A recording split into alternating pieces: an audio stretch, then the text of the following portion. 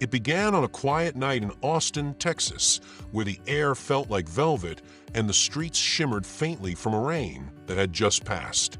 The city was buzzing below the surface, people returning home from work, couples drifting through restaurants, musicians dotting street corners with acoustic hopes.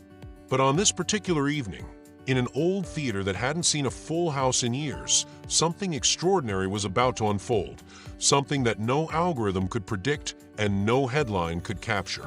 A blind musician was about to step onto a dimly lit stage, his fingers wrapped gently around a weathered violin case, unaware that Elon Musk himself had just walked into the back row, unannounced and entirely unprepared for what he was about to feel. Elon had come to Austin for meetings, talks about expansion, logistics, maybe even some discreet conversations about infrastructure projects in orbit, but his mind wasn't in it. Something had been tugging at him for weeks now, something he couldn't name. It wasn't burnout exactly, but a hollowness he didn't recognize. Achievements stacked up like trophies on a forgotten shelf, and yet they seemed to whisper to him more than they sang. He needed something. But what? That night, after excusing himself from a dinner at a rooftop bar downtown, he wandered, hoodie up, hands in his pockets, until the gentle sound of strings pulled him in like a lighthouse through fog. The theater's wooden doors creaked with age, and a thin volunteer at the entrance smiled without recognition, offering him a program. He took it politely, not really reading. The name on the paper, Miles Gentry, meant nothing to him yet, but it would. Inside, the lights were low, and the scent of old carpet, brass polish, and popcorn clung to the velvet seats. The stage was bare except for a single stool, a standing mic, and an upright piano with its lid open like a yawning mouth. There were no LED screens, no tech, just the air, the people, and that sense you get when something real is about to happen. Miles stood in the wings. He was 32, tall and thin, dressed in a charcoal suit that was a little too big around the shoulders, his dark hair brushed neatly back. He held his violin like an extension of his breath, fingertips already twitching with anticipation. He couldn't see the crowd, but he could feel them, dozens of strangers in soft silence, some restless, some reverent. His manager, Lonnie, a woman with more fight in her than most executives twice her age, whispered into his ear, "They're ready for you, love." She squeezed his hand gently, her British accent folding into his nerves like a blanket. He nodded, adjusting his earpiece and stepping carefully toward the microphone. The lights washed over him. A gasp escaped somewhere in the third row, not at who he was, but at what he carried. It wasn't the violin that stunned them, but the quiet intensity that followed him like a shadow. He didn't speak, not at first. Just placed the violin on his shoulder, drew the bow with aching slowness, and played a single note that hung in the room like a question no one knew they had until it was asked. And then he began. It wasn't the SpaceX Anthem, as anyone had heard it before, not the triumphant brass-heavy theme that played at launches. This was different. It was that melody stripped bare, slowed, softened, transformed into a kind of lullaby for lost souls. He had rearranged the piece entirely, infusing it with moments of fragility, pauses where time seemed to stop, and notes that swelled with longing, like they were searching for something just out of reach. Elon didn't breathe, not because of who was on stage, but because of what the music was doing to him. With every note, it felt like something inside him cracked open. His mind flooded with memories. His mother's laughter in a sun-drenched kitchen in Pretoria, the scent of soldering metal in his college dorm, the silence in the Tesla factory after hours, the weight of the first Falcon Heavy launch. Not the achievement itself, but the silence afterward. That echo of something deeper, something missing. He watched as Miles tilted his head slightly, as if listening to some invisible rhythm, his bow drawing across the strings with a gentleness that betrayed how much strength it took to hold the world at bay through art. And then something truly unexpected happened. Miles began to hum. It was soft, untrained, almost accidental, but it merged with the strings like the sound of wind through trees. The audience leaned in, holding their breath. And Elon, he found himself wiping a tear that had escaped without permission. When the piece ended, there was a pause, a stillness so complete it felt sacred. Then applause erupted. Not polite, not routine, but thunderous. People rose to their feet, some cheering, others just crying quietly. Elon didn't stand. He couldn't. His knees felt like glass. He stayed seated, hands folded, head down. Backstage, Miles handed his violin to Lonnie and asked softly, how did it feel? She looked at him, unsure whether to lie or let the truth do the work. It was like watching someone sing with their soul. Miles, you didn't just play. You spoke.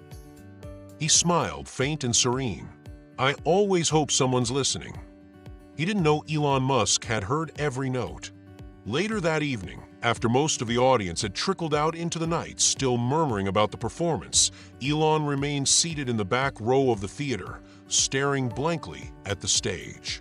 Something about the man who played, Miles, the program had said, lingered in his chest like a forgotten melody, just rediscovered. He couldn't shake the feeling that the music had spoken directly to him, like a letter written in sound. For someone who had lived so much of his life designing machines to conquer space, it was rare to feel so deeply grounded by something so simple. Human. Fragile. Lonnie was helping Miles out of the spotlight, guiding him gently by the elbow. One step down, she said softly. He nodded and moved with the grace of someone who had practiced this 1,000 times. How did the crowd sound to you? He asked. Thunderstruck, she smiled. Like they didn't expect to be moved, but were. That's the best kind, Miles whispered, folding his hands over his violin case. As they stepped into the side hallway, Elon finally rose and made his way toward the exit. But something in him pivoted. He turned and headed instead toward the stage door. The volunteer at the lobby had already left, and no one stopped him. He moved quietly, his footsteps absorbed by the old carpet as he slipped backstage. A narrow hallway opened into a modest green room with chipped paint and a pot of lukewarm coffee sitting on a table with mismatched mugs. There he saw them, Miles seated, his sunglasses now removed, eyes gently shut, fingers running along the spine of the violin case, as if reading a story only he could understand. Lonnie sat beside him, her phone buzzing on the table, unanswered. Elon hesitated, then cleared his throat. Lonnie looked up, startled for just a second. Her eyes widened as recognition dawned. Oh, wow, you're Musk, he said plainly. Sorry, I didn't mean to intrude. Miles smiled and turned his head slightly toward the sound. I was wondering if you'd come back here. Elon chuckled lightly, surprised. You knew I was in the audience. I didn't, Miles said, but something told me someone was listening harder than the rest. That struck Elon in a way he didn't expect. He took a few more steps into the room, folding his arms and leaning gently against the doorframe. You rearranged the anthem, he said. Turned it into, I don't know what that was, but I felt it in my bones. Miles opened his eyes and tilted his head thoughtfully. You ever watch something launch and forget why you sent it up there in the first place? Elon nodded slowly. All the time. Miles smiled faintly. That's what I tried to capture. The ache beneath the triumph. We build things to feel powerful, but we create music to feel understood. The room fell quiet. Lonnie, for once, didn't interrupt. She watched wide-eyed as two worlds usually separated by galaxies collided in quiet communion. Elon finally pulled a chair closer and sat across from Miles. Where did you learn to play like that? My mother, Miles replied. She was a cellist, used to practice in our kitchen every morning before school. I'd sit under the table and just listen. I think that's when I learned to listen more than look. What happened to her? Elon asked gently. She passed when I was 12, Miles said. After that, I started teaching myself on her old cello. Switched to violin later, easier to carry when you can't see where you're going. Elon exhaled slowly. I don't usually get moved by things like this. I mean, not really. Miles nodded again. People like you carry the weight of big futures. Sometimes it takes something small to remind you of the present. There was something grounding in the way he spoke, not performative, not poetic, just honest. Elon felt disarmed. It wasn't often he met someone who wasn't either intimidated or indifferent to who he was. But Miles didn't seem fazed in the slightest. He wasn't interested in status or spectacle, only connection. Lonnie finally broke the silence. Miles doesn't know this yet, but I sent a demo of his arrangement to a friend at NASA. They passed it up the ladder. I think it might become the new official version. Miles laughed softly. You should have asked first. And ruin the surprise, she said. Elon leaned forward, his elbows on his knees. I don't know what your plans are, Miles, but if you're willing, I'd like to invite you to perform that piece again at Starbase next month. It's a dedication ceremony for the Artemis Bridge project. We weren't planning music, but now I think we need it. Lonnie looked at Miles, then at Elon, stunned. Miles reached out his hand carefully toward where Elon's voice had come from. Elon took it. Let's do it, Miles said simply. And with that, something invisible shifted. Not just a gig, not a favor, but the beginning of something strange and beautiful, an unlikely friendship that would push both of them to reconsider what it meant to reach for the stars. And now, before we return to our story, if something in this scene stirred you, even just a little, maybe stick around. If you're not subscribed yet, go ahead and tap that button, not because we asked, but because there's more coming that'll stay with you long after the credits roll. Stories like this only matter if someone's on the other end listening. Now then, let's get back to the story. The invitation to perform at Starbase wasn't just a milestone for Miles, it was a seismic shift. He'd played for small crowds, occasionally at mid-sized venues in cities that appreciated classical music. But this was something else entirely. A performance under the open sky, where rockets waited like frozen titans, and an audience of scientists, astronauts, engineers, and dreamers gathered not for spectacle, but for meaning. It was overwhelming, and he loved it. Lonnie handled most of the logistics, shielding him from the chaos of preparation. She dealt with the security clearances, the endless paperwork, and the swarm of press inquiries that had exploded since word got out about the blind violinist who moved Elon Musk to tears. But Miles stayed grounded in practice, waking early, playing for hours at a time, tweaking every note of the arrangement. He wanted it to feel less like a performance and more like a message. Not just to Elon, not just to NASA or the engineers or the dignitaries, but to anyone who had ever felt small while trying to do something great. The weeks passed quickly, and when the day finally came, he found himself standing on a temporary stage built near the launch platform at Starbase, the Texas sun stretching long across the concrete and sand. A breeze swept through the coastal air, mingling the scent of salt with machine oil. Towering behind him stood the massive frame of a booster rocket, silent and still, yet brimming with history and potential. The crowd assembled in folding chairs, hundreds of them. Lonnie stood at the edge of the platform, arms crossed, scanning the crowd. Elon arrived late, as always, flanked by a few members of his team, sunglasses low on his nose, hands in his pockets. But his eyes were locked on the stage the moment he spotted Miles, dressed once again in that familiar charcoal suit, holding his violin like it was stitched to his soul. Before the performance, a short speech was given by a NASA representative who said all the expected things about progress, innovation, and human perseverance. But no one was really listening. Not fully. Everyone's eyes kept returning to the musician seated center stage, still and focused, waiting for the cue. And then it came. A soft nod from the MC. Miles lifted the violin and began to play.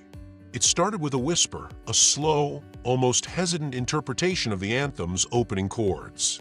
But it quickly grew into something sweeping.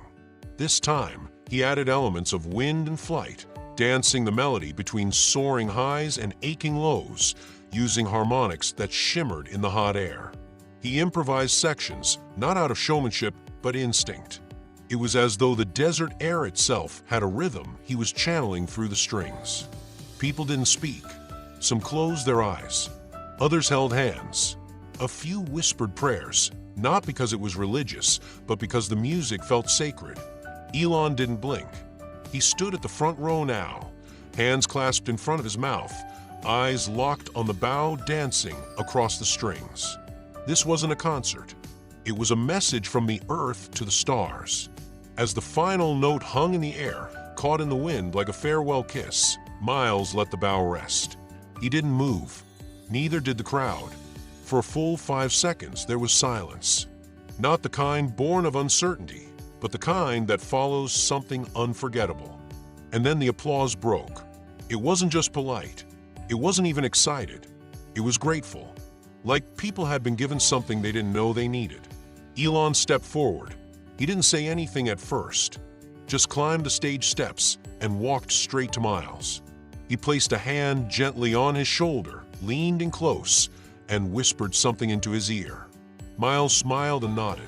Then Elon turned to the crowd, microphone in hand. You all came today to celebrate technology, progress, the future. But sometimes we forget that the most advanced thing we can ever create is a connection. That's what Miles gave us today. Not music, connection.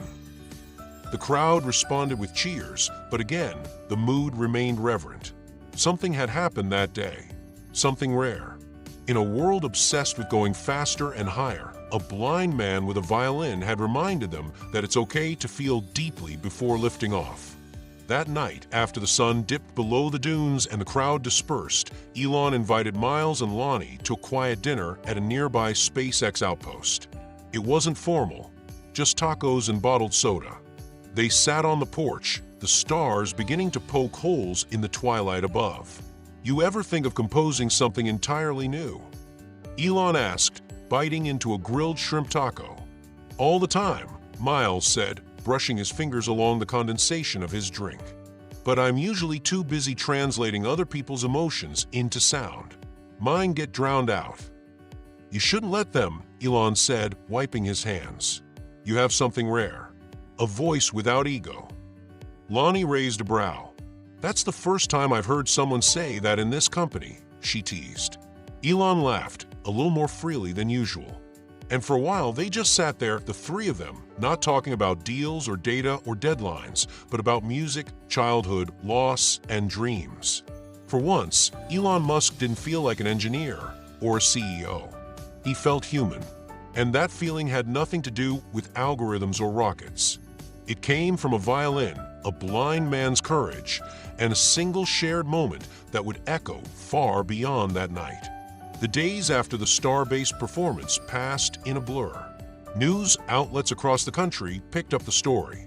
Social media flooded with clips of Miles's performance, slow-motion shots of the violinist mid-bow, with captions like, "The music that made a rocket scientist cry," and "Elon Musk finds inspiration in strings, not steel." But while the internet exploded, Miles kept his feet on the ground. Fame wasn't new to him. It had flirted with him once before when he'd been invited to play at Carnegie Hall at only 22. But back then, he'd lost himself trying to live up to others' expectations. This time felt different, more honest, more earned. He stayed in Texas for a while, staying in a modest guest house arranged by Lonnie just outside of Austin. The mornings were quiet, filled with birdsong and the scent of dew on grass. In those still hours, he composed. Not arrangements, originals. For the first time in years, he let his own emotions take shape through music. The pieces weren't grand or cinematic. They were raw, tender, sometimes broken. One afternoon, while sitting beneath a wide oak tree in the backyard, violin in hand, he heard footsteps on the gravel behind him. "Didn't know you played outside," Elon's voice came gently. Miles smiled without turning. "Didn't know you visited unannounced." "Lonnie let me in," Elon said, taking a seat on a wooden bench nearby. "I've been thinking about your performance." "You and half the internet," Miles replied with a chuckle. "No, I mean, I've really been thinking," Elon said, pausing for a moment. "We spend billions trying to make people look up, toward space, toward the future. But maybe what matters just as much is reminding them to look inward." Miles ran his fingers along the strings, silent. "I want to ask you something," Elon continued. "Not a contract, not a publicity stunt, something real." Miles turned slightly in his direction. "I'm listening. I want you to compose something completely original. Not for SpaceX, not for Tesla, just for people. A piece that captures what it means to be human in the age of rockets and AI.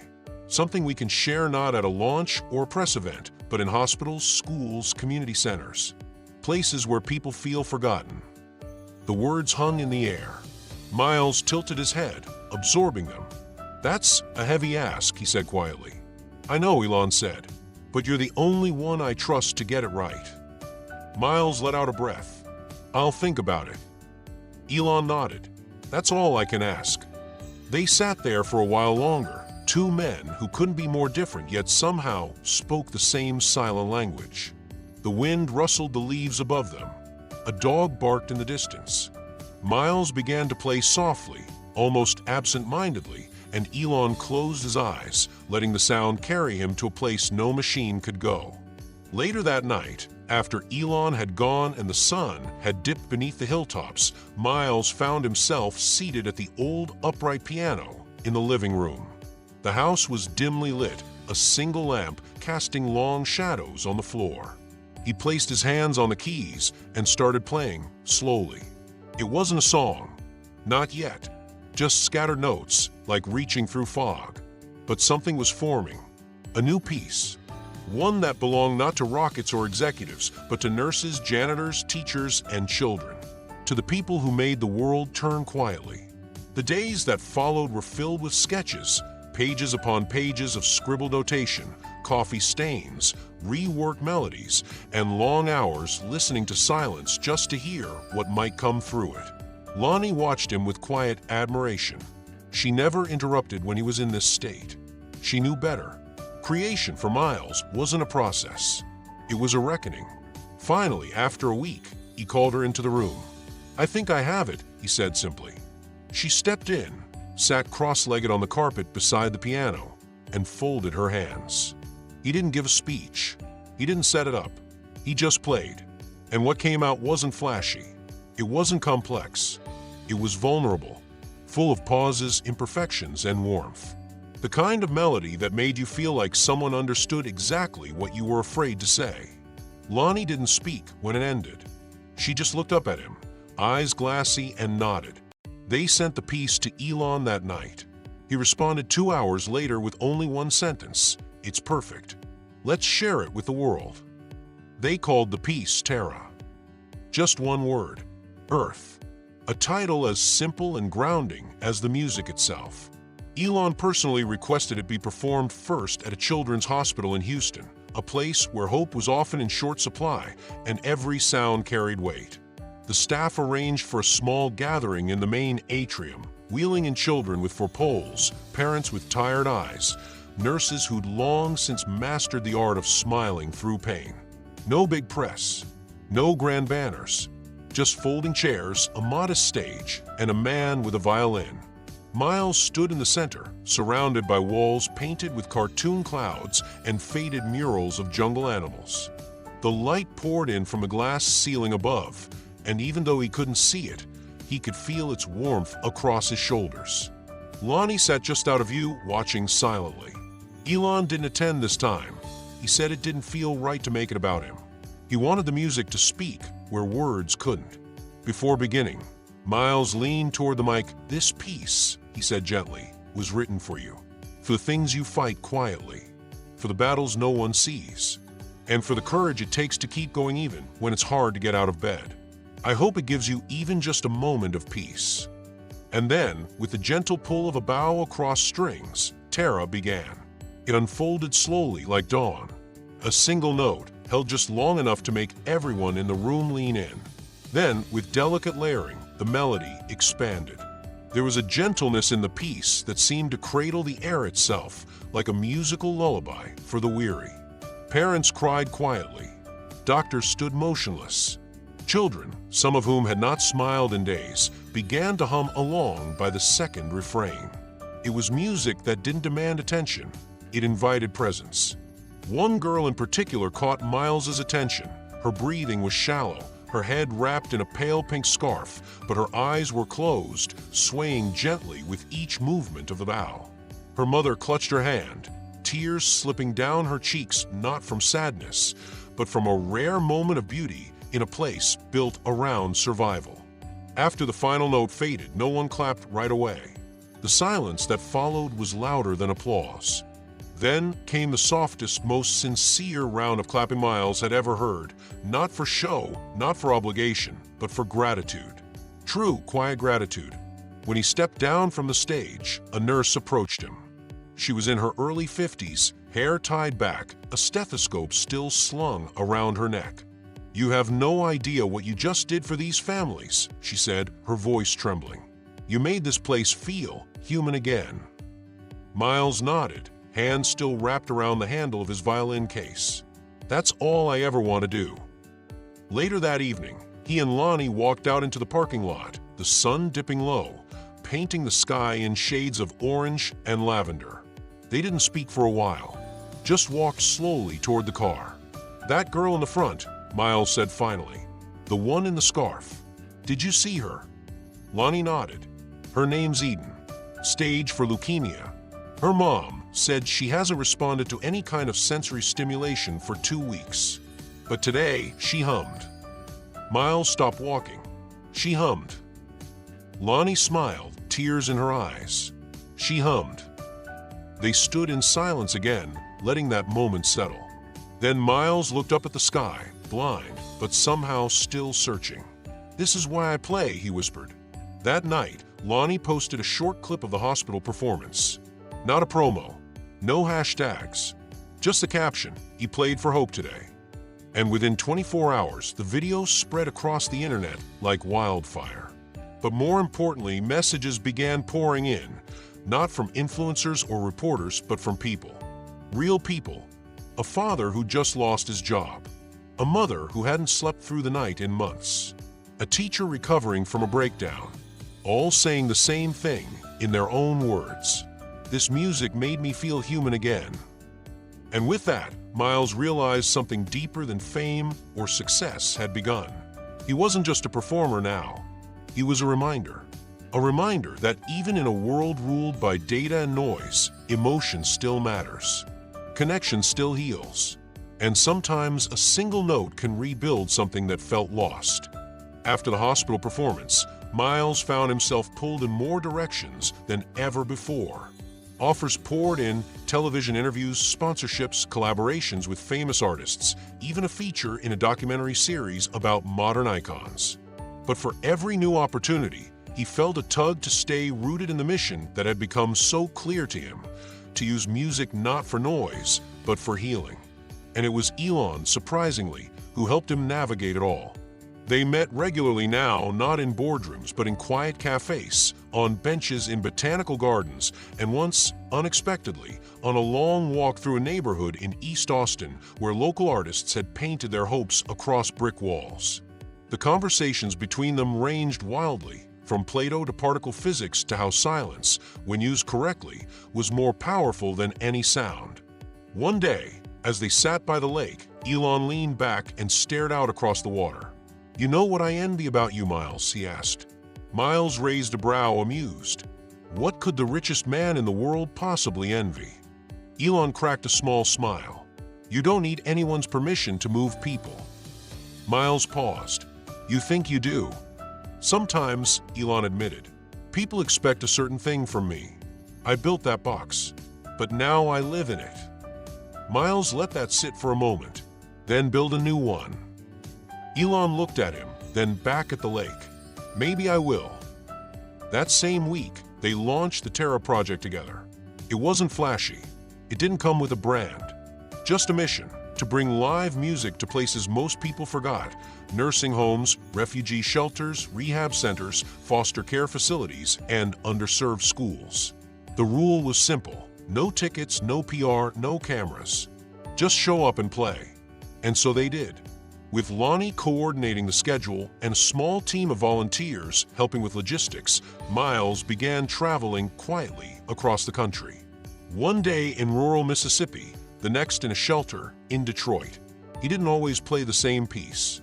Sometimes it was a lullaby, sometimes something classical, other times something completely improvised based on what he sensed in the room.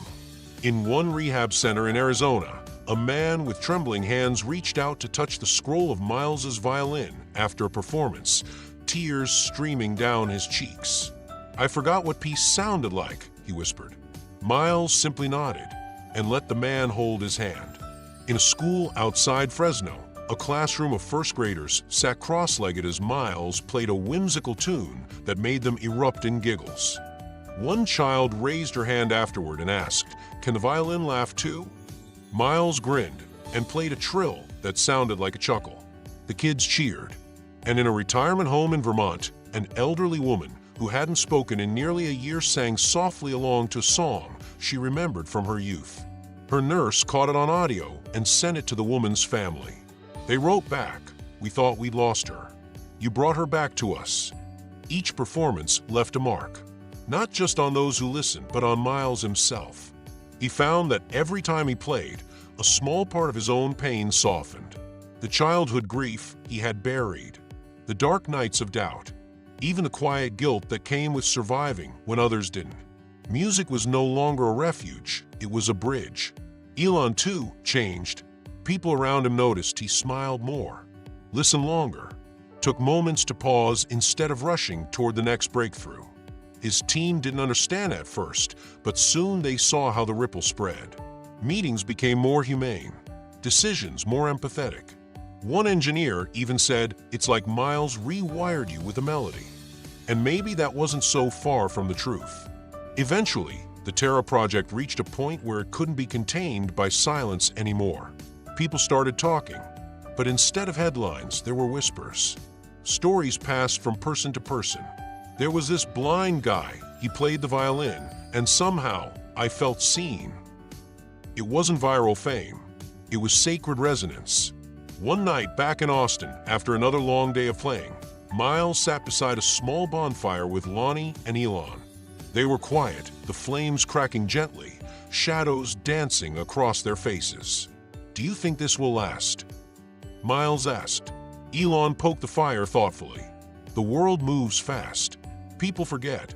But impact, real impact, it lingers." Lonnie nodded. "We may not always see it, but it's there." Miles smiled softly, running his fingers across the edge of the violin case. "Then we keep playing." And they did. It was in the middle of a quiet February morning when Miles received an unexpected letter. Not an email, not a phone call. A real letter, handwritten in uneven print on lined notebook paper. The return address was from a correctional facility in Nebraska.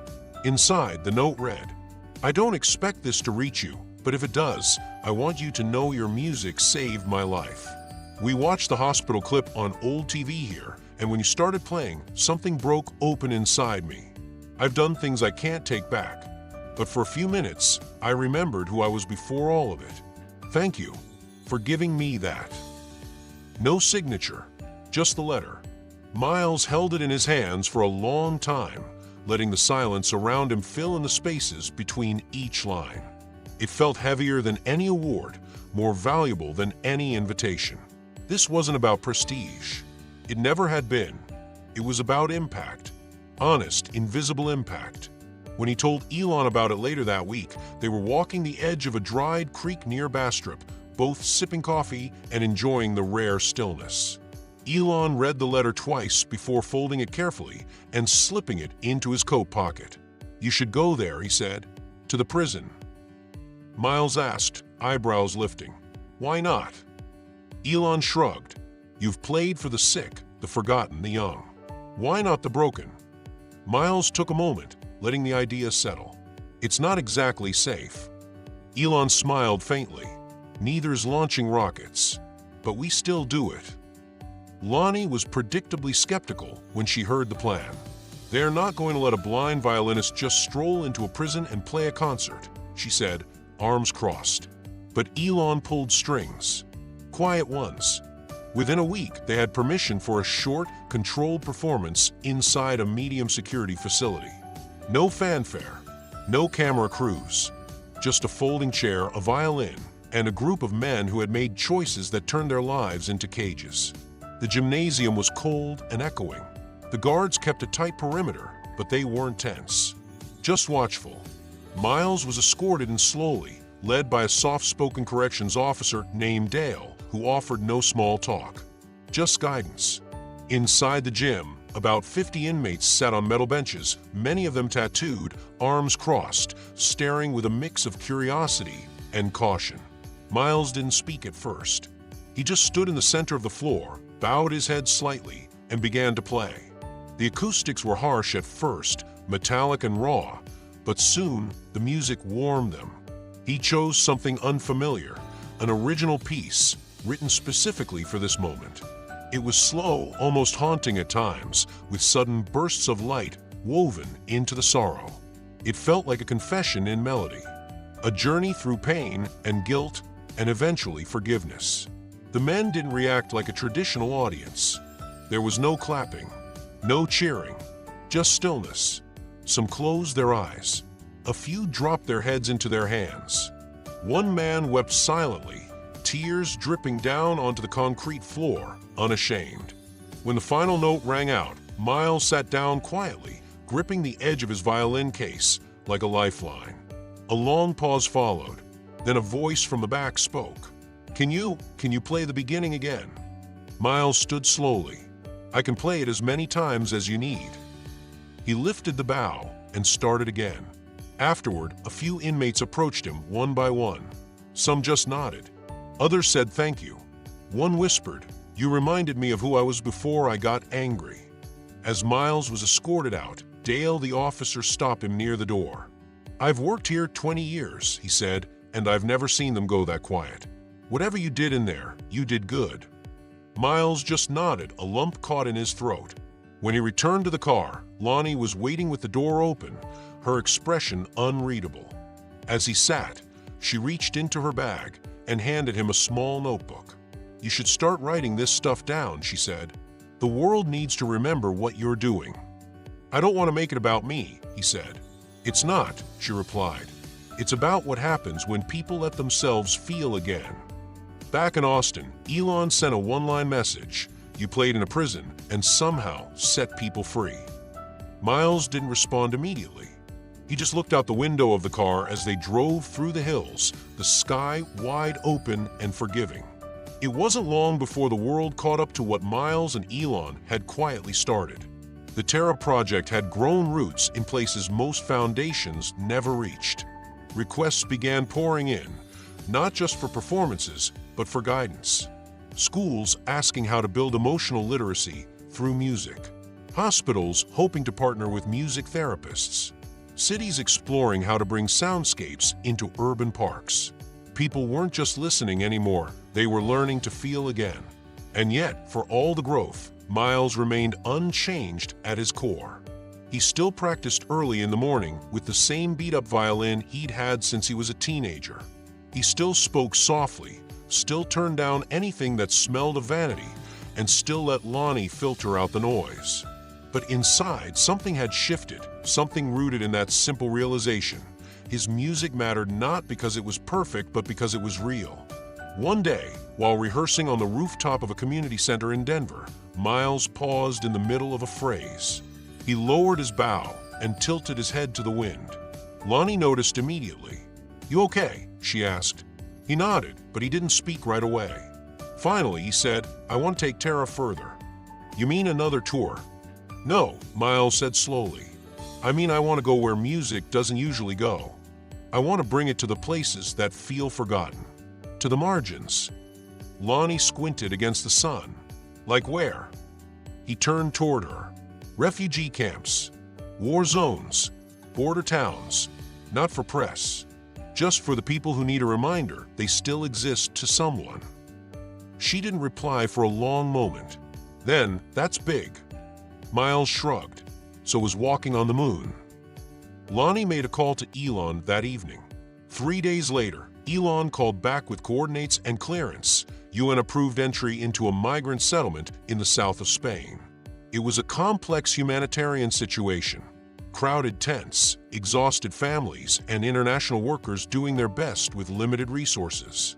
But Elon had quietly funded infrastructure improvements months earlier, and now he saw an opportunity to send something far more personal than generators or food. They traveled light. Just Miles, Lonnie, one interpreter, and a weatherproof case for the violin.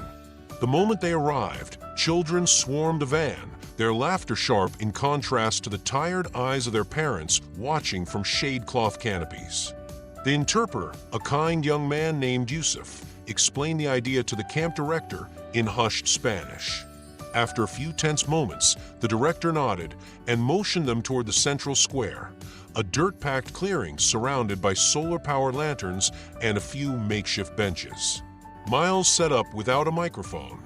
No stage, no seating chart, just stood in the middle of the dust and let the weight of the moment settle on his shoulders. Then he began. He didn't choose a song from his usual repertoire. He didn't even play something familiar. Instead, he really listened to the energy of the space, the shuffle of tired feet, the murmur of several languages blending into one, the unspoken ache of dislocation. And from that, he built something brand new, a piece of music born entirely from empathy. He played for 23 minutes without stopping. The crowd didn't move. Some children sat on the ground, legs crossed, mouths slightly open. A mother cradled her baby and closed her eyes. A teenage boy leaned on a post, arms crossed, then slowly uncrossed them as the music built. It wasn't magic. It wasn't miraculous, but it was undeniable. When it ended, there was no applause, just silence, and then a quiet nod from one man in the back. Another woman placed her hand to her heart. A child whispered something to her father in a language Miles didn't know, but somehow he understood it. After the performance, a group of women approached him. One of them spoke broken English. "You remind us," she said, placing a hand gently over her chest, "that we still feel. Thank you." Lonnie stood beside Miles, tears in her eyes. Yusuf translated what a young boy had said to him. "When the violin played, I remembered the birds from my village. I remembered what safe sounded like." Back in Austin a week later, Elon invited them to dinner. They met at a small, unassuming restaurant, no press, no guards. Just the three of them seated by a window as the city lights flickered in the reflection of the glass. Elon listened to the entire story without interruption. When it was done, he said, "I sent rockets to Mars and people called me a visionary. But you sent a single note into a refugee camp and made people feel seen. That's something I'll never forget." Miles shook his head gently. "It's not a competition." Elon leaned forward. "It's not, but it's a reminder. We build the future with tools, but we protect it with humanity." They toasted with sparkling water and sat in quiet, easy silence. Outside, the city hummed with life. But inside that small restaurant, three people sat with hearts a little more open and a world that, just maybe, felt a little more possible. News of the refugee performance didn't come through press outlets. There were no dramatic headlines or glossy videos. But the story spread anyway, passed quietly from family to family, shared through emails, whispered between humanitarian workers on opposite sides of the globe. In circles where despair often eclipsed inspiration, people began referring to Miles simply as the violinist who listens. Back in the US, something unexpected began happening. Schools started inviting musicians into classrooms not to teach music theory, but to teach empathy. Hospitals began partnering with local orchestras to establish emotion hours, where patients could sing quiet spaces and just listen to live, acoustic sound. A movement had begun, small, organic, deeply human, and though it didn't carry the stamp of any corporation or brand, it carried power. And that power found its way to Washington. Miles received a handwritten invitation from a senator known for rarely making public gestures. It wasn't political, it was personal. "You made my daughter smile during her chemo treatment. We'd be honored to have you play on the steps of the Capitol for our National Day of Reflection." Miles didn't hesitate. "Yes," he told Lonnie, "but only if we bring people with us. The real people." Within days, they worked with Elon to organize something simple but profound, a small delegation made up of those whose lives had been directly impacted by the Terra Project. A nurse from Houston, an inmate who had completed his sentence and now taught poetry to at-risk youth, the boy from the refugee camp who'd since relocated with his family to Lisbon, and Eden, the girl from the hospital, now in remission, her pink scarf replaced by a riot of curls. They traveled quietly. No press conferences, no red carpets, just a small group of people walking shoulder to shoulder through the corridors of power. On a crisp spring afternoon, the group stood at the foot of the Capitol steps. The air was unusually still, as if even the wind was holding its breath. A small stage had been set and a modest crowd gathered, Congress members, staffers, tourists, and passers-by drawn by word of mouth. There were no banners, no slogans, just a microphone, a wooden stool, and Miles, in a simple black jacket, violin in hand. He didn't speak much, just a few words into the microphone.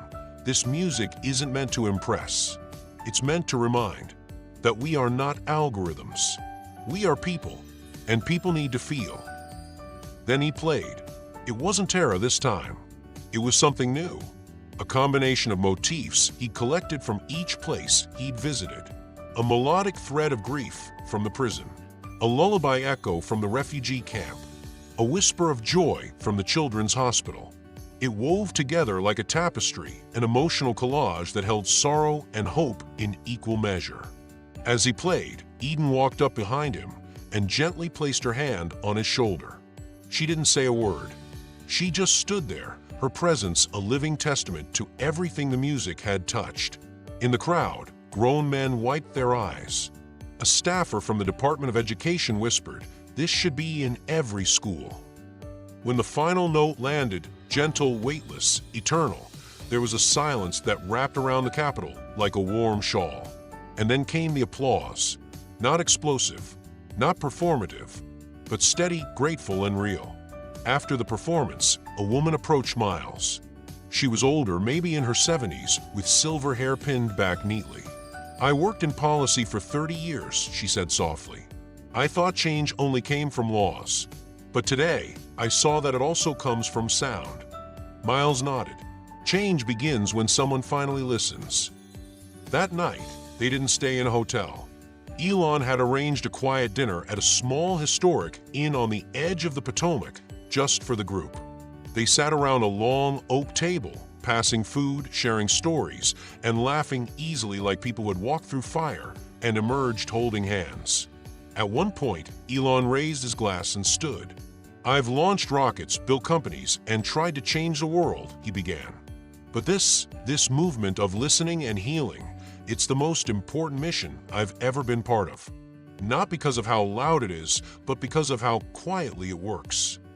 He turned to Miles. "You reminded us that some revolutions don't start with protests or power. They start with one man, a bow, and a willingness to feel." They clinked glasses. And in the flickering candlelight of that small inn, a group of once strangers sat not as symbols of a cause, but as witnesses to what can happen when humanity stops shouting and starts listening. In the weeks following the Capitol performance, something unusual happened. Not just more invitations, but something deeper, quieter, letters from people in places untouched by spotlight, places where hope was more memory than reality. An elderly farmer from rural Kansas wrote, "My wife died 3 years ago. I haven't listened to music since, but I saw a clip of you playing, and I did. I listened, and I cried. Thank you." A single mother in Manila sent a voice recording. In it, the faint sound of her daughter humming could be heard beneath her words. "She has autism. She doesn't usually respond to sound. But when your violin played on TV, she turned toward the screen and smiled."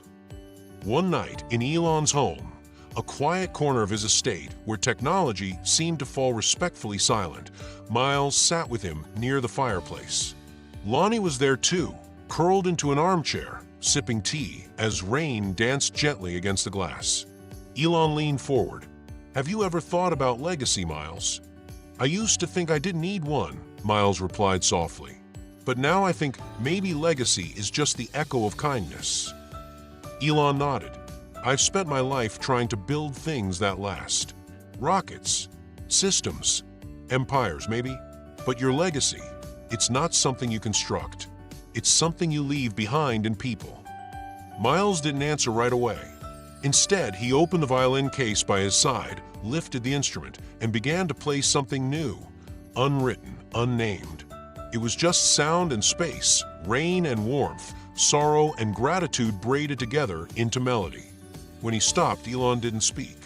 Lonnie wiped a tear from her cheek, and the room, filled with the soft glow of firelight, felt like the safest place in the world. The next morning, Miles and Lonnie boarded a small jet headed to Alaska. Not for press, not for performance, but for something Miles had requested quietly, almost sheepishly. He wanted to play where no one else ever had. To a place so remote, so detached from the rhythms of modern life, that even time felt slower. They landed near a small indigenous village nestled between snow-capped ridges and pine forests. The wind carried a clean, sharp chill, and the villagers met them with curiosity and calm. No skepticism, no fanfare, just warm hands, curious eyes, and the quiet reverence of people who understood that some things don't need to be explained to be felt. The community center was little more than a wooden lodge with a fire pit in the middle and woven blankets draped over benches. Children peeked around doorframes. Elders nodded silently.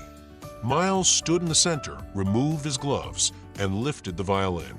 He played not from memory, but from instinct. The music echoed through the timber walls, rising like mist, curling into corners, finding hearts to rest in.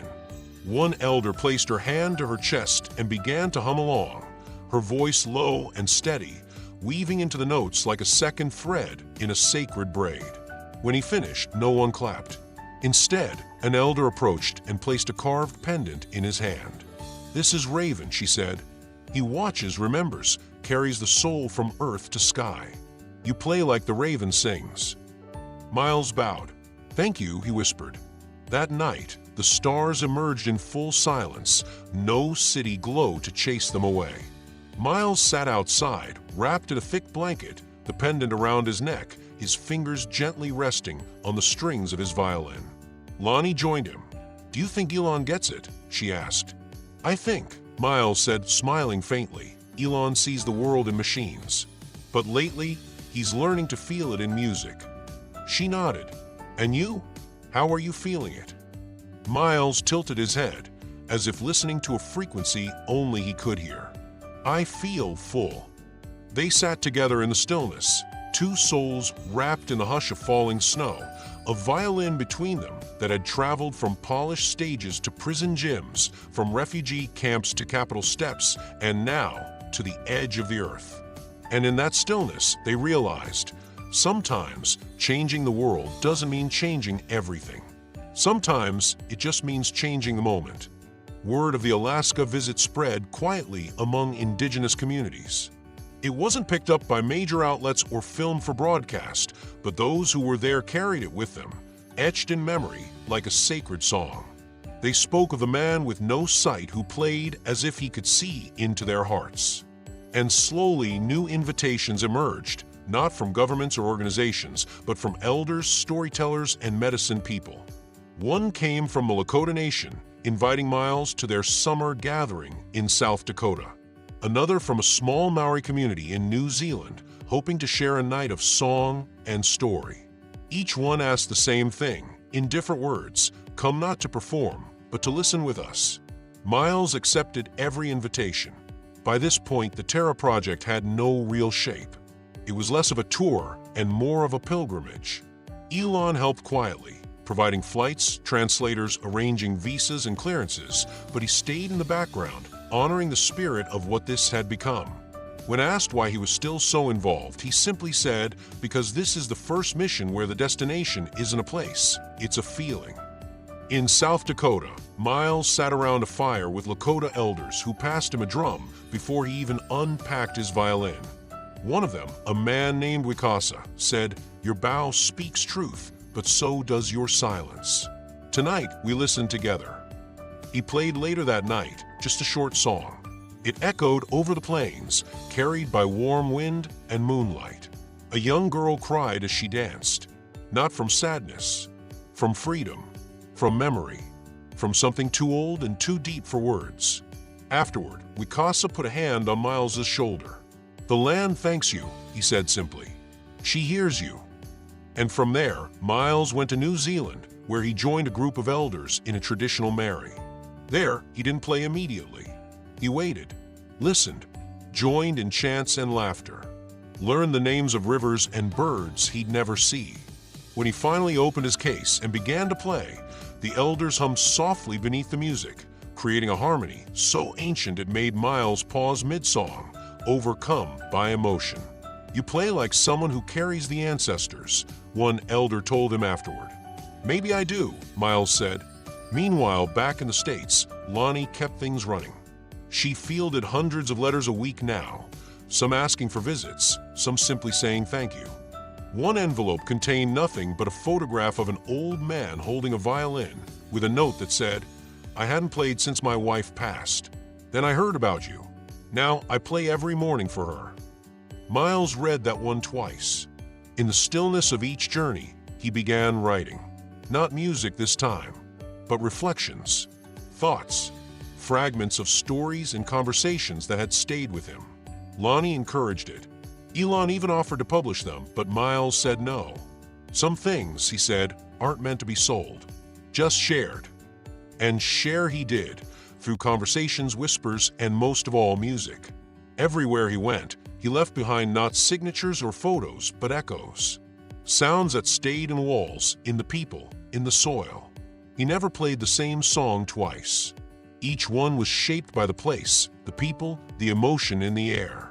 During one return visit to Austin, Miles sat on a small hill outside the city as dusk turned the sky to amber. Lonnie sat beside him, her laptop open but idle. They were supposed to be reviewing schedules, but neither spoke for a while. Then she asked, "How do you know when it's time to stop?" Miles thought about that for a long moment. "I think you don't stop. You just change keys." That night, Elon called. He rarely interrupted unannounced anymore, but his voice came through with urgency. "I have something I want you to see," he said. "Something important, but I want to show you in person." "What is it?" Miles asked. There was a pause. Then Elon said, "A launch, but not like the others." Lonnie raised an eyebrow when Miles told her. "You sure you're up for that?" she asked. "It's Elon," Miles smiled. "It could be anything." And so they packed again, violin in tow, and flew out to Boca Chica. But this time, what awaited them wasn't just a launch. It was something different, something deeply human, something that would carry more than just satellites or machinery into space. The Gulf air hit different near Boca Chica, humid, thick, laced with the smell of salt and machinery. Elon stood near the edge of the launch complex, arms folded, wind tugging at the corners of his jacket. Miles and Lonnie approached quietly, the sound of gravel crunching underfoot the only break in the silence. Elon turned when he heard them. "You're right on time." Miles offered a slight smile. "So what are we seeing today?" Elon motioned for them to follow. They walked past a string of workstations, engineers murmuring into radios, monitors pulsing with data. But today there was no frenzy, just a kind of reverent hush, like the air before a symphony begins. They reached a narrow observation platform overlooking a newly constructed tower, sleek, formidable, and unlike anything Miles had heard Elon describe before. "This," Elon said, "is the Alethea Initiative." Lonnie tilted her head. "I haven't heard of that one." "You wouldn't have," Elon replied. "It's been under wraps. Not because it's a secret weapon or some next-gen breakthrough, but because it's a message." Miles turned toward him. "A message to who?" Elon looked up at the sky, then back down. "To anyone out there, or maybe just to ourselves." He stepped to the rail and pointed to the sleek capsule perched atop the launch vehicle. Inside that capsule are no weapons, no satellites, no experiments. Just a time capsule, one that contains art, music, stories, images, not of what we've built, but of what we've felt, what we've survived, what we've loved. Miles took a step closer. "You're sending emotion into space." Elon nodded. "Yes. And at the center of that collection is Terra." The wind carried silence across the platform. Lonnie blinked. "Wait, you're launching Miles's music into orbit." "Not just his music," Elon said. "His message. The hospital performance. The prison. The refugee camp, the stories, the letters, the moments that reminded us what it meant to be human before we forgot. He turned to face Miles directly.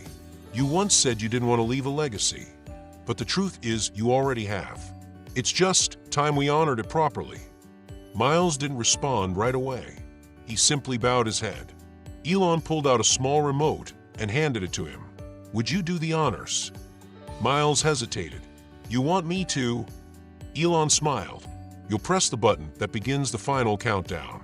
The launch window opens in 30 seconds.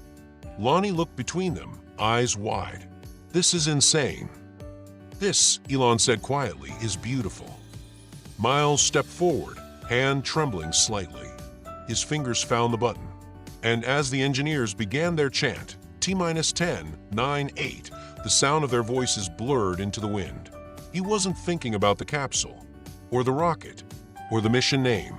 He was thinking of the little girl in Houston, the inmate in Nebraska, the boy in Lisbon, the elder in Alaska, and the music that had passed through each of them.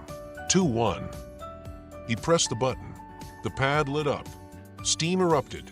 The vehicle shuddered and rose, slow at first, then screaming into the sky with grace and fury, leaving a trail of fire and vapor and memory behind it. And inside that capsule, floating into the silence of orbit, was everything he never meant to make monumental. Lonnie stood beside him, tears streaming down her cheeks.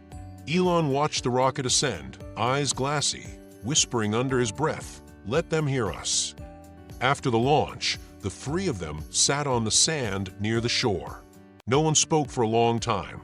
Just the sound of waves, the distant hum of cooling engines, and the fading roar of what had just happened.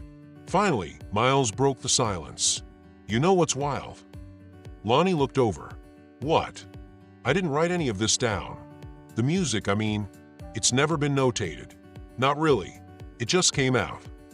Elon smirked. Good. That means it wasn't yours to begin with. It was borrowed, and now it belongs to the stars. They sat in silence again, watching as the sky turned from blue to gold, and the first stars began to pierce through the fading dusk. Somewhere up there, a violin sang in the vacuum, and though no one might hear it for centuries, the message was clear. We were here, and we felt everything. The launch had been more than symbolic. It was cathartic, a release. A send-off not just for music, but for everything Miles had carried with him on this journey. After the capsule left Earth's atmosphere, something in him had shifted, like a thread had been tied between him and the stars, stretching upward, taut and humming with quiet purpose. Back in Austin, the quiet returned, but wasn't the same silence. It was deeper, fuller, like the final note of a song that lingered long after bow had lifted. For a few weeks, Miles disappeared from public life. No concerts, no appearances. He walked more, listened more. He let the sound of birds and wind and laughter write the next pieces for him, piece by invisible piece. Lonnie, ever watchful, gave him space. She knew better than to interrupt the solitude of an artist after transformation. But even she was surprised when he called her one morning and said, "I want to play again." Something intimate. No events. No invitations, just people. She smiled through the phone. Where? Home, he said. Yours or mine? Everyone's. She understood instantly. That weekend, they set up a tiny pop-up performance in a park. No stage, no amplifiers, just a blanket on the grass, an old wooden sign that said, "You're welcome here," and the violin. Word spread like wind. Not through posters or press, but through whispers. People came slowly at first, parents with strollers, kids on scooters, elderly couples holding hands. Some recognized Miles immediately. Others just sat because the music called to something they couldn't name. He played in the center of it all, cross-legged on the ground, eyes closed, bow gliding gently across the strings. Around him, the park became a living room for the soul. Children danced barefoot. A young man proposed to his girlfriend beside the fountain, the melody wrapping around their laughter like a vow. A woman sat quietly on a bench, tears streaking down her cheeks as she clutched a photo of her father, recently gone. No one asked her why. They didn't need to. Elon showed up too. Not with a team, not with a car. He just walked up in jeans and a hoodie, holding a thermos, and sat quietly beneath a tree.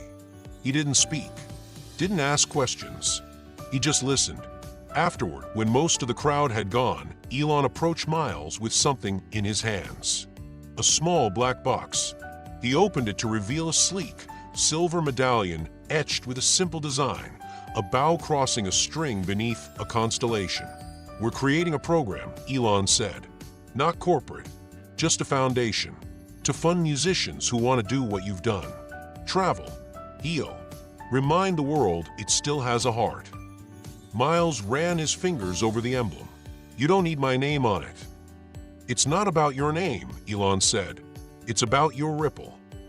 Lonnie joined them, handing Miles a bottle of water and smiling at the sight of the two of them standing in the fading sunlight. "You ever think we'd be here?" she asked Elon. He chuckled. "I thought I'd be colonizing Mars by now." "You still might," she said. "Sure," he nodded. "But if I go, I'm bringing a violin." That night, Miles returned to the guest house and sat by the open window. The cicadas buzzed in the distance. The scent of lavender drifted in from the garden. He picked up his violin one more time, not to rehearse, not to perform, but to talk. He played a lullaby for no one and everyone, a soft, spiraling tune that didn't try to impress, only to soothe. Somewhere across town, a woman couldn't sleep, and the wind carried the faint melody to her window. She paused, listened, closed her eyes, and smiled. And in that moment, though they had never met, Miles and the woman were connected by the thread of sound, gentle, human, eternal. The next morning, he woke to find a note slipped under his door. In unfamiliar handwriting, it said simply, "I heard your song last night. Thank you. I needed it more than I knew." He placed it beside all the others, letters from strangers, drawings from children, photos, prayers, whispers made tangible. A constellation of proof that sometimes the quietest voices leave the loudest echoes. As spring gave way to summer, the world seemed to move a little slower. Not in the sense of falling behind, but in the sense of savoring. Music had started slipping into spaces that used to feel sterile. A grocery store chain played Tara during quiet morning hours reserved for seniors. A pediatric clinic in Oregon installed soft speakers in every waiting room, playing lullaby-style arrangements composed by young musicians who had been inspired by Miles's journey. Even airports, once filled only with the mechanical drone of announcements and wheels on tile, began featuring pop-up string duos in terminals, just to remind people they were still human in transit. It was as if across the globe, a silent agreement had been made, that feeling deeply was no longer a liability. And then came the letter. It arrived at Miles's door in a plain envelope, handwritten in blue ink. No return address, just a short note. "You once played in a prison and changed everything. I now work with at-risk youth because of that moment.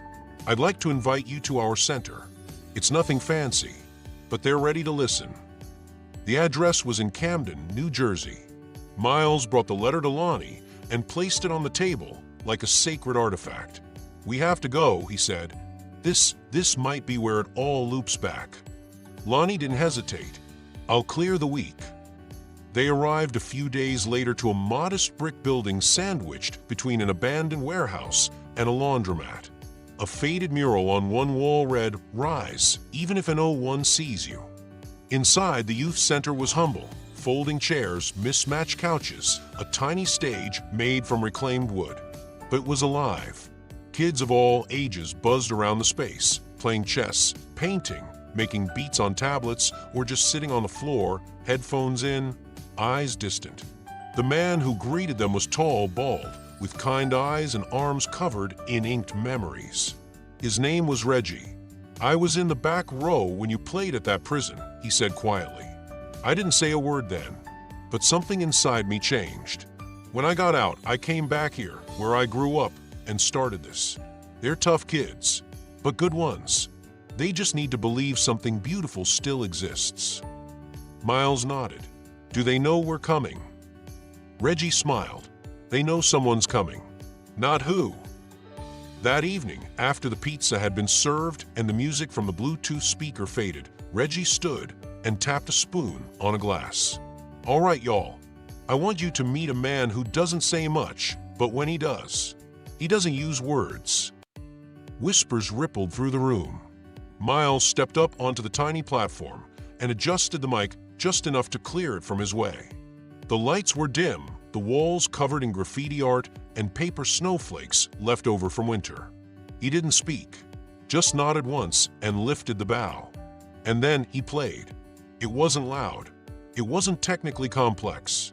It was something else, something raw, a melody full of stumbling grace and second chances. Music that apologized without words and forgave without asking.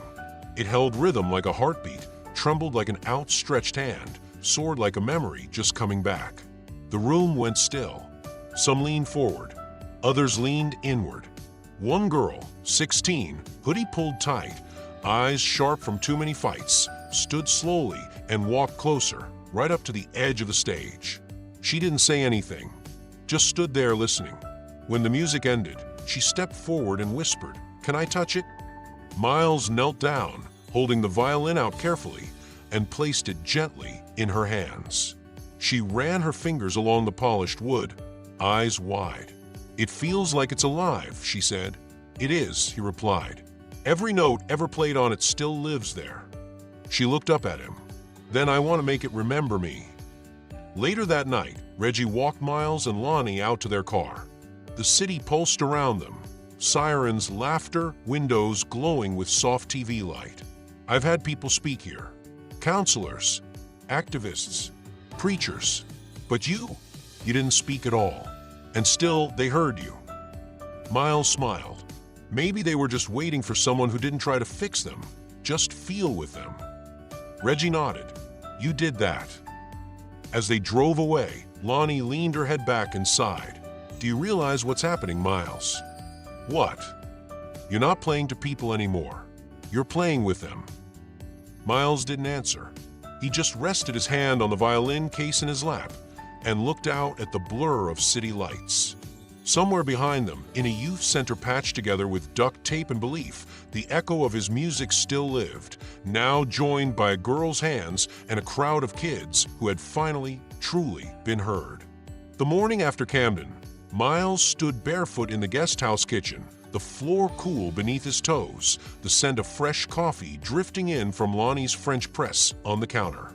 The air felt still but not heavy, like the pause between notes in a song that knew where it was headed. He had barely spoken the night before. Lonnie hadn't pushed.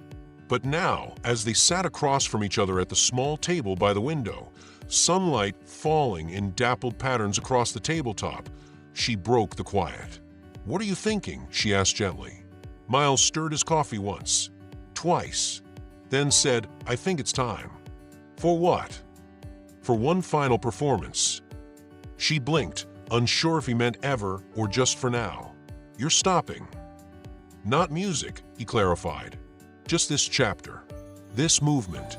It's done what it needed to do. The ripples are out there now. And maybe it's time for the next note." Lonnie nodded slowly. "Where?" Miles took a breath. "Somewhere unexpected.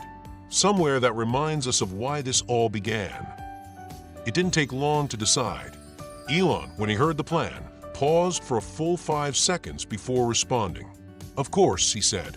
"I'll take care of everything." And so it was set. 2 weeks later, under an impossibly blue sky, in a small coastal town in southern Portugal, people began gathering at a whitewashed lighthouse perched on a cliff that leaned out over the Atlantic like a question. There were no signs, no tickets, just a few words spoken through a handful of channels. "There will be music where the land meets the sky." They came slowly, locals, travelers, fishermen, children, even a few refugees who had settled nearby. Some came because they heard of Miles. Others came because something in the air felt different. A small stage had been built on the stone courtyard beside the lighthouse, facing west toward the setting sun. There were no lights, no wires, just a single chair, a mic that wouldn't be used, and Miles standing quietly with his violin, wind brushing through his hair, his dark glasses shielding the soft weight in his eyes. Lonnie sat nearby, her journal open but untouched. Elon arrived quietly. No entourage, just a small smile and a quiet reverence in his step.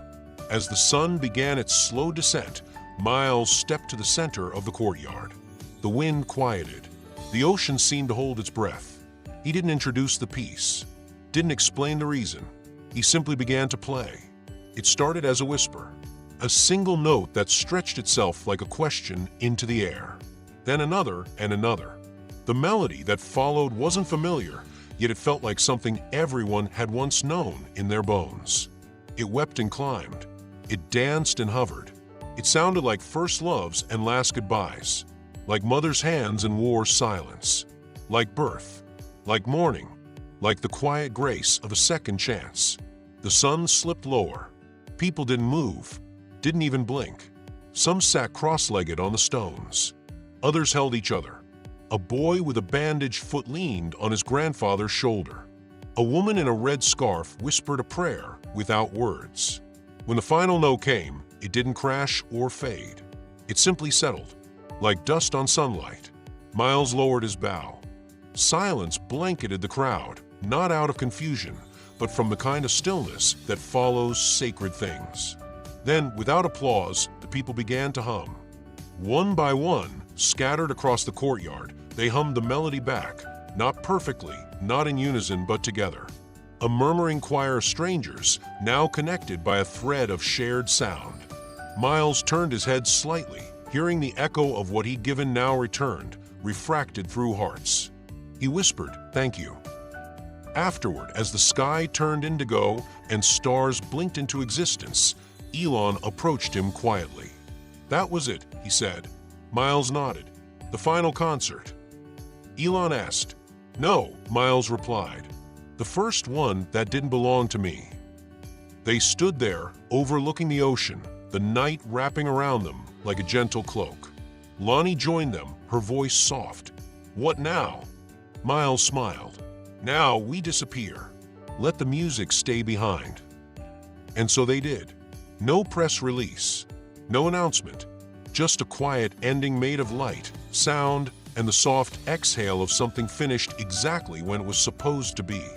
Time passed, but it didn't pass like a door closing. It passed like music fading softly into the next room, still there, still alive, just no longer needing to be held so tightly. Miles withdrew from the public quietly and intentionally, not because he was tired, but because his purpose had shifted. What had once been an open melody, played to the world, now became a private rhythm he carried inside himself. He settled in a quiet part of Northern California, near redwoods and fog-kissed mornings. The home was simple, a cabin with wide windows and soft rugs, no internet, no television, just shelves of books, a piano in the corner, and a fireplace that cracked open conversations without words. Lonnie visited often. Sometimes she stayed a day, sometimes a month. Elon wrote every now and then short, thoughtful notes, always ending with a variation of "still listening." The Terra Foundation grew, not with speed, but with soul. Young musicians from all over the world were supported to travel, to listen, to play. They weren't instructed to change the world, only to meet it where it hurt and to sing into those bruises softly. One girl from Mumbai played in a women's shelter in Guatemala. A boy from Norway brought his cello into a flood zone in Jakarta. A trio of indigenous vocalists sang at a protest in Winnipeg. No one filmed them. No one chased likes. They just showed up. That was the legacy. Miles never claimed credit. In fact, most of the young artists didn't know his full story. Only that somewhere long before them, there had been a man with a violin who reminded the world it could feel again. One fall afternoon, while walking along a path by the river, Miles heard something that made him stop. A single, sustained note drifting from between the trees. Not loud, not polished, just honest. He followed it, his cane tapping gently at roots and gravel, until he came upon a young woman sitting cross-legged on a flat rock, playing the violin. She was alone. No case, no backpack, just her And the instrument, the bow gliding in loops like she was chasing ghosts. Miles stood quietly listening. When she finished, she turned without surprise. "I thought someone was there." "You played beautifully," he said. "Thanks," she replied. "I don't usually play in front of people." "You weren't," he smiled. "You were playing with them." She tilted her head.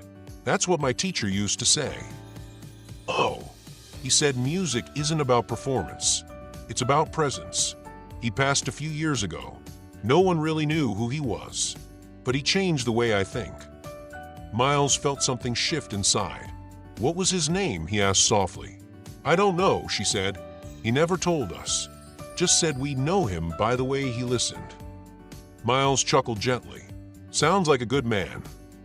She smiled and nodded, then stood, dusted off her jeans, and headed back up the path, the violin swinging at her side like a lantern. That night, Miles sat by the fire, journal in his lap, not writing, just holding it. There were no more plans, no performances, no stage waiting, and yet he didn't feel like anything had ended. He felt passed on.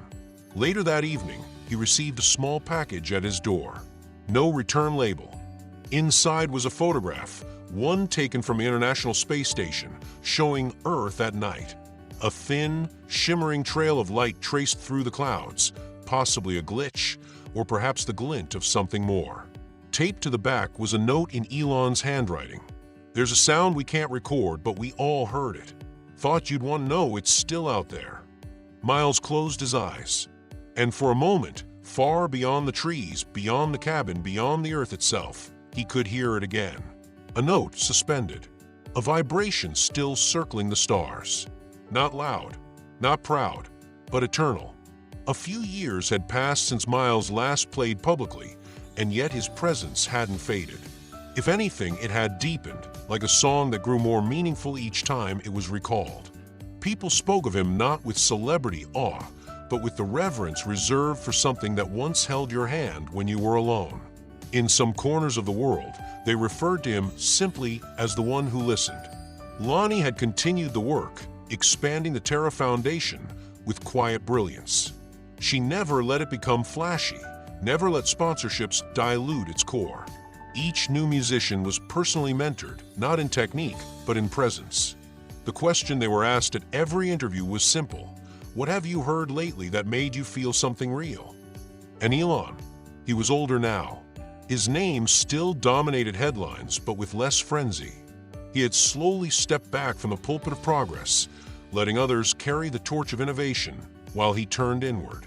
He wrote more, listened more, spent long hours walking beaches or forests or deserts, places that didn't care who he was. On the anniversary of the Alethea launch, the mission that carried Miles's music into orbit, Elon made a rare public appearance. He gave a speech at a small observatory in Chile, where students gathered under the stars with telescopes and hand-drawn star charts. He spoke not of the technical details, but of the silence between signals, of the need to fill that silence with something worthy. "There are places we'll never reach in body," he said, "but we can reach them in feeling." That's what Miles taught me, that the most advanced form of communication is empathy. He ended the talk with a single phrase: "Let the music continue." Back in California, Miles sat beside a window as rain threaded down the glass. He was older, his beard now salt and pepper, his hands slower, but still firm when wrapped around the neck of his violin. He hadn't played in weeks, maybe months. But on this day, something called him. He lifted the instrument, and without warming up, without prelude, he played. It was a soft song just for the walls and the trees beyond the glass. But outside, a neighbor paused on the path below. A delivery driver turned off their engine. A girl walking her dog stopped and tilted her head. The music, though faint, still carried. Later that night, Lonnie called him. They hadn't spoken in a few weeks. "You playing again?" she asked, already knowing. "I think I needed to hear something," he said. "What did you hear?" "That I'm not done," he said. "Not yet." She smiled through the phone. "Good, because we've had a request." He waited. "It's from a school in Kyoto. They don't want a concert. Just one note." "One."